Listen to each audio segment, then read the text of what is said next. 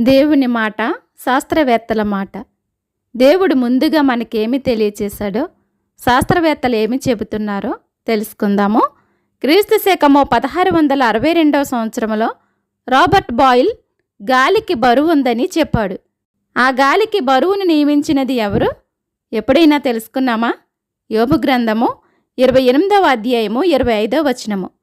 గాలికి ఇంత బరువు ఉండవలనని ఆయన నియమించెను. రాబర్ట్ బాయిల్ శాస్త్రవేత్త గాలికి బరువుందని కొన్ని వందల సంవత్సరాల క్రితము చెప్పాడు. దేవుడు క్రీస్తు పూర్వము కొన్ని వేల సంవత్సరాల క్రితము బైబిల్ ద్వారా తెలియచేశాడు. గాలికి బరువుందని, గాలికి ఎంత బరువు ఉండాలో దేవుడు నియమించాడని మనం ఎప్పుడైనా గ్రహించామా?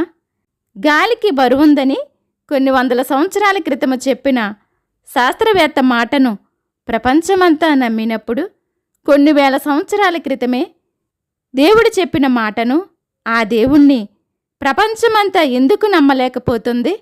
బైబిల్ని చదవండి, సత్యాన్ని తెలుసుకుని నిజమైన దేవుణ్ణి తెలుసుకోండి.